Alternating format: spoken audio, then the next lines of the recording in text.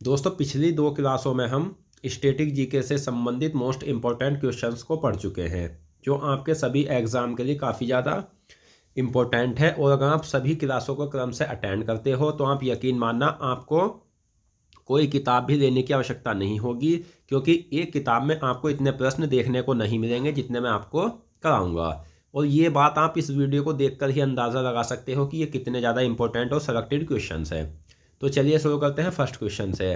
और अगर जिन्होंने पहले से ही ये क्वेश्चन पढ़ रखे हैं तो आपको 100% वीडियो में नए क्वेश्चन भी देखने को मिलेंगे और साथ ही उनका टेस्ट भी हो जाएगा। तो पहला क्वेश्चन है, ब्रिटिश संसद का सदस्य बनने वाला प्रथम भारतीय कौन था? तो इस क्वेश्चन का जो सही आंसर है वो है दादा भाई नौरोजी। दादा भाई नौरोजी ब्रिटिश संसद का सदस्य बनने वाले प्रथम भारतीय थे। नेक्स्ट है, अंतरिक्ष में पहुंचने वाले प्रथम भारतीय कौन थे? तो अंतरिक्ष में पहुंचने वाले जो प्रथम भारतीय थे वो थे राकेश शर्मा। राकेश शर्मा अंतरिक्ष में पहुंचने वाले प्रथम भारतीय थे, तो ऑप्शन बी सही आंसर है। अगला क्वेश्चन है, चीन की राजधानी क्या है? तो दोस्तों चीन की जो राजधानी है वो है बीजिंग। बीजिंग चीन की राजधानी है, ऑप्शन बी सही आंसर है।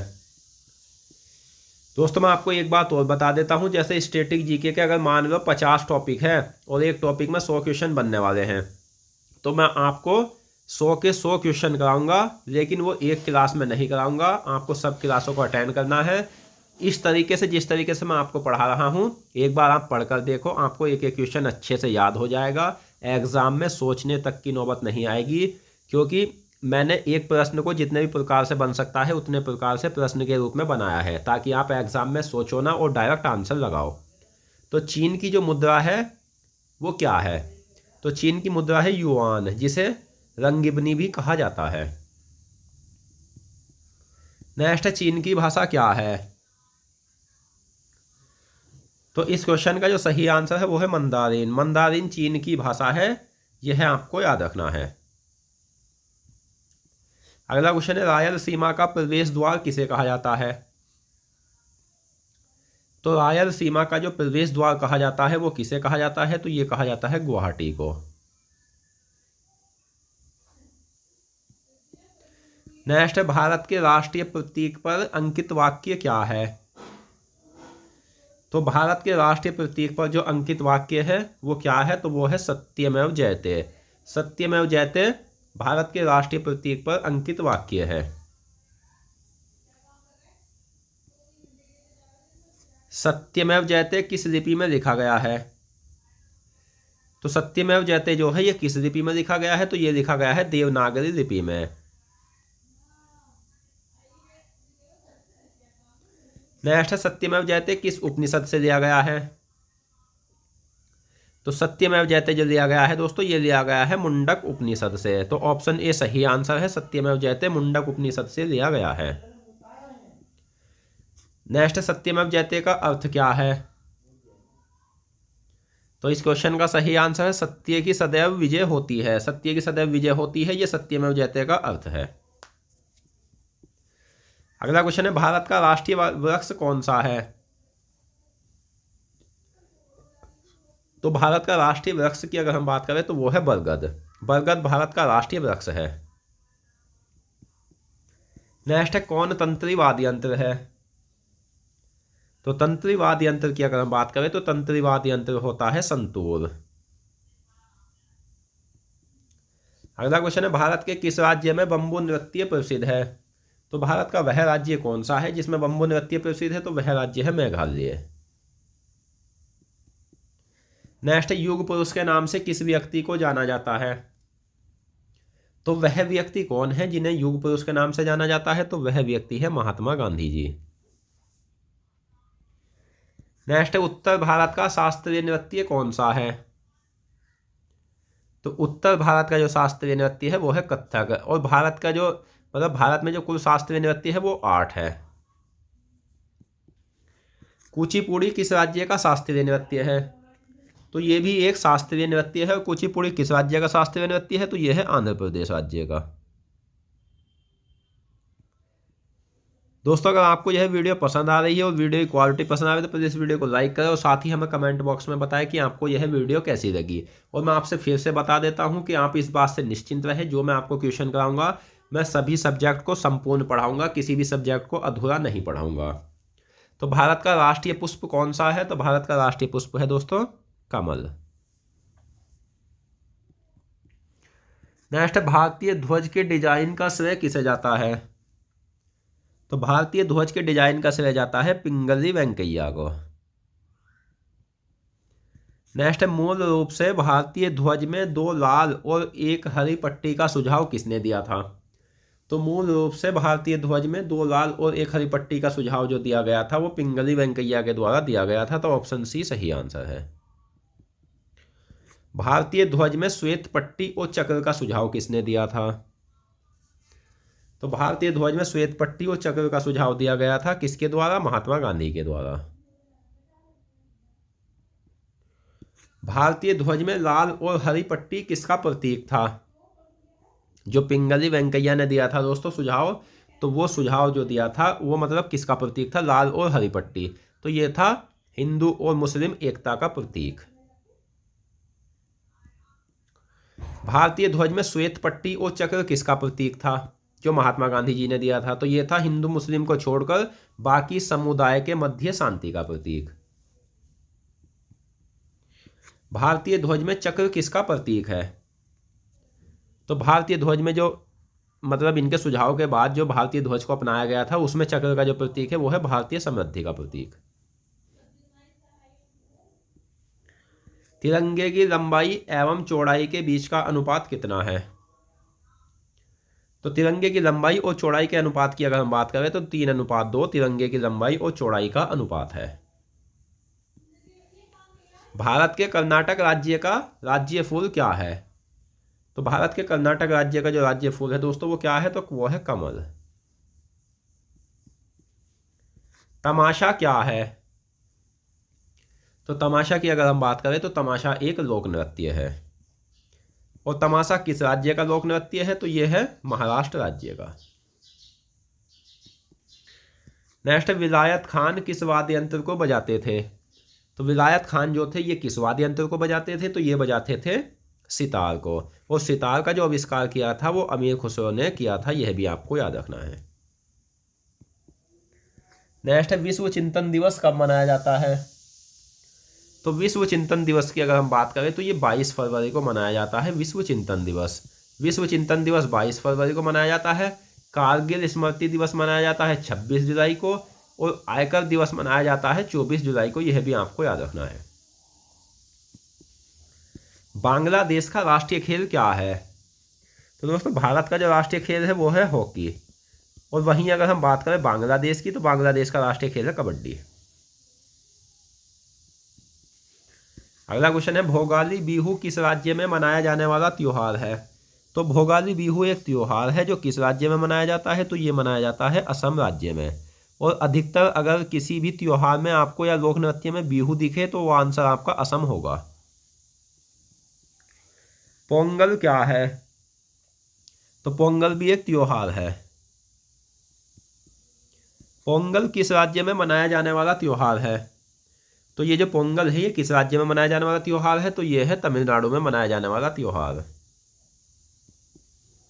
पोंगल किस महीने में मनाया जाने वाला त्योहार है?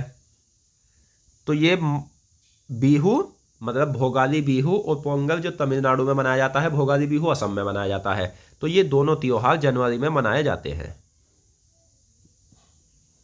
बैसाखी किस राज्य में मनाया जाने वाला त्योहार है?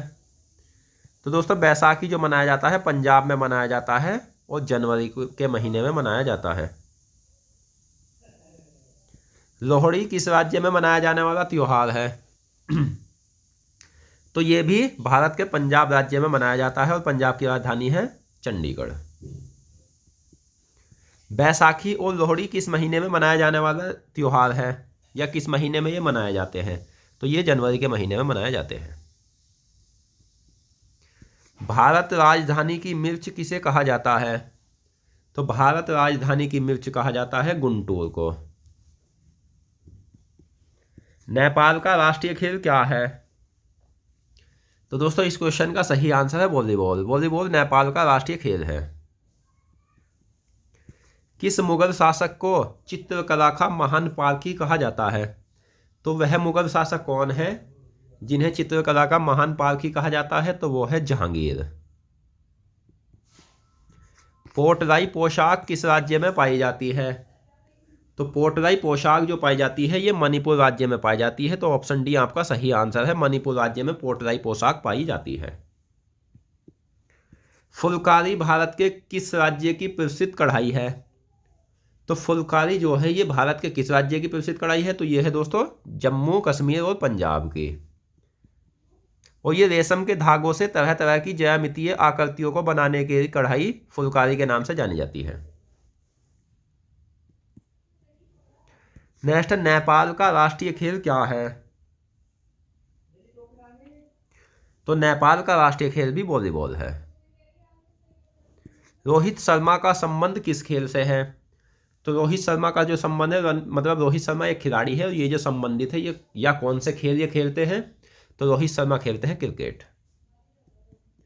हिटमैन के नाम से किस क्रिकेटर को जाना जाता है? तो रोहित शर्मा को हिटमैन के नाम से भी जाना जाता है। भारतीय साहित्य, संस्कृति और पौराणिक कथाओं जैसे महाभारत और रामायण और उनके पात्रों का जीवन चित्रण किसने किया है? तो ये किया है केरल के राजा रवि वर्मा ने। नेक्स्ट, बिहू किस राज्य में मनाया जाने वाला त्योहार है? तो बिहू जहां भी दिखे असम। अंतर्राष्ट्रीय गणित दिवस कब मनाया जाता है? तो अंतर्राष्ट्रीय गणित दिवस की अगर हम बात करें तो ये मनाया जाता है 14 मार्च को। 14 मार्च को अंतर्राष्ट्रीय गणित दिवस मनाया जाता है। म्यांमार का राष्ट्रीय खेल क्या है? तो चिनरोन म्यांमार का राष्ट्रीय खेल है।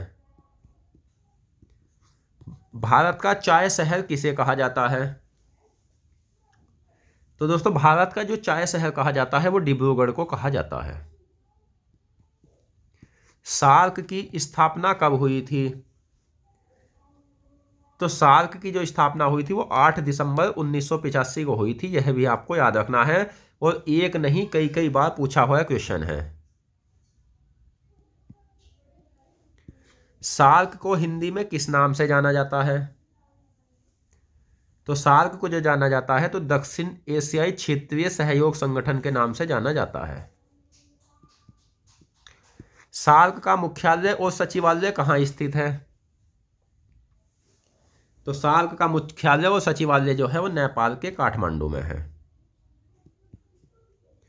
1985 को सार्क का गठन कहाँ हुआ था?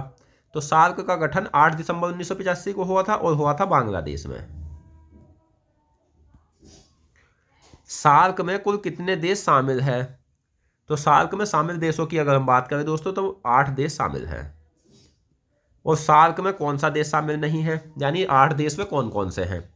तो भूटान, भारत, पाकिस्तान, बांग्लादेश, नेपाल, भूटान, मालदीव, श्रीलंका और अफगानिस्तान, ये सभी देश सार्क में शामिल है। ईरान देश शामिल नहीं है।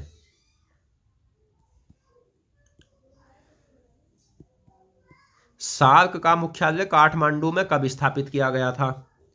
तो सार्क का मुख्यालय काठमांडू में स्थापित हुआ था 1987 में। सार्क की फुल फॉर्म क्या है, यानी सार्क जो है तो इसका पूर्ण रूप क्या है? तो इसका पूर्ण रूप है south Asian association for regional corporation. 1987 को जब सार्क की स्थापना हुई थी 1985 को, तो उस समय सार्क में कुल कितने सदस्य शामिल थे? तो उस समय थे 7। अफगानिस्तान जो था दोस्तों वो शामिल नहीं था। ये 7 सदस्य देश शामिल थे सार्क की स्थापना के समय। सार्क की अंतिम बैठक कहाँ हुई थी? तो सार्क की अंतिम बैठक हुई थी नेपाल में। और नेपाल में सार्क की अंतिम बैठक कब हुई थी? ये भी काफी ज्यादा इंपॉर्टेंट क्वेश्चन है। तो सही आंसर है 2014 में। सार्क में शामिल अंतिम देश कौन सा है? तो सार्क में शामिल अंतिम देश है अफगानिस्तान। सार्क के सदस्य विश्व के किस भाग के हैं? तो ये है साउथ एशिया यानी दक्षिण एशिया के। बाबा गिरिया पूजा त्योहार कहाँ मनाया जाता है? तो बाबा गिरिया पूजा त्योहार मनाया जाता है दोस्तों त्रिपुरा में। बगवाल मेला कहाँ किस स्थान पर लगता है? तो बगवाल मेला लगता है देवीधुरा में। कुदाऊं सिंह किस वाद्य यंत्र को बजाते थे? तो ये कुदाऊं सिंह जो थे ये बजाते थे पखावज। किशन महाराज किस वाद्य यंत्र को बजाते थे? तो किशन महाराज जो बजाते थे वो तबला बजाते थे। लच्छू और बिरजू महाराज ये कथक शास्त्रीय नृत्य से संबंधित है, ये भी आपको याद रखना है। अर्जुन अटवाल का संबंध किस खेल से है? तो अर्जुन अटवाल का जो संबंध है वो गोल्फ से है। दीपा कर्माकर का संबंध किस खेल से है? तो ये जो दीपा कर्माकर है दोस्तों ये किस खेल से संबंधित है? तो ये जिम्नास्टिक से संबंधित है। बुला चौधरी का संबंध किस खेल से है? तो सही आंसर है तैराकी से। सुदरीमन कप का संबंध किस खेल से है? तो इस क्वेश्चन का सही आंसर है बैडमिंटन। नेक्स्ट, खून शहर किसे कहा जाता है? तो खून शहर जो कहा जाता है वो तेजपुर को कहा जाता है। उत्तर भारत का प्रवेश द्वार किसे कहा जाता है? तो उत्तर भारत का जो प्रवेश द्वार कहा जाता है वो गुवाहाटी को कहा जाता है। तो दोस्तों आज की इस वीडियो में हमने स्टैटिक जीके से संबंधित मोस्ट इंपॉर्टेंट क्वेश्चंस पढ़े। इससे पहले भी हम 2 क्लासों में काफ़ी ज़्यादा मोस्ट इंपॉर्टेंट क्वेश्चंस को पढ़ चुके हैं, जो आप हमारे चैनल की प्लेलिस्ट पर जाकर देख सकते हो। तो मिलते हैं नेक्स्ट वीडियो में और अन्य महत्वपूर्ण प्रश्नों के साथ। धन्यवाद।